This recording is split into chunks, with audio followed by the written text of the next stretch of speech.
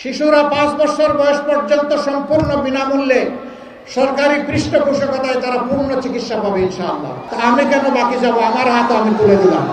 এই বাংলাদেশকে সোনার দেশ হিসাবে গড়ে দিতে পারত, সেই সুযোগ আমরা তাদেরকে দেই নাই।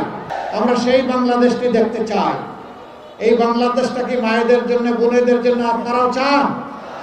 আমরা শিশুর জন্য সেই বাংলাদেশ চাই। জন্ম নেওয়ার পরে সে যেন অপুষ্টিতে না ভুগে, সে যেন তার প্রাপ্যটা পায়, সে যেন তার স্বাস্থ্য পরিচর্যা পায়, আর একটু বয়স হলে সে যেন সুশিক্ষা পায়, তার শিক্ষা শেষ হলে সে যেন হাতে তার কাজ পেয়ে যায়। আমরা সেই বাংলাদেশটা গঠন করতে চাচ্ছি।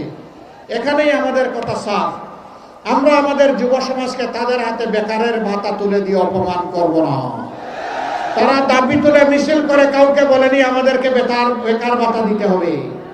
24-এ তারা আন্দোলন করে বলেছিল আমাদের কাজ আমাদের হাতে তুলে দিতে হবে। আমরা কথা দিচ্ছি, আমরা সেই শিক্ষাটাই আমাদের সন্তানদেরকে দান করব।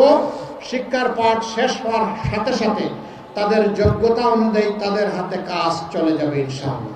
এ গ্রেড ক্লিংকারের কনফিডেন্স সিমেন্ট, বাংলাদেশের হৃদয় জুড়ে।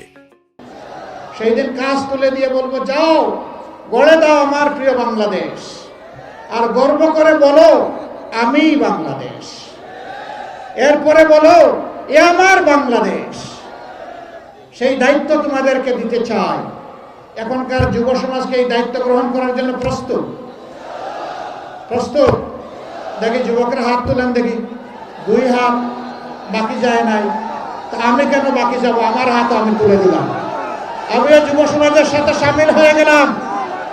আমাদের যুবকদের প্রতিভা আছে, আমাদের যুবকদের সাহস আছে, আমাদের যুবকরা পরিশ্রম প্রিয়। দেশে কিংবা প্রবাসে যেখানেই থাকুক তারা জগৎকে, জীবনকে চমকে দেয়।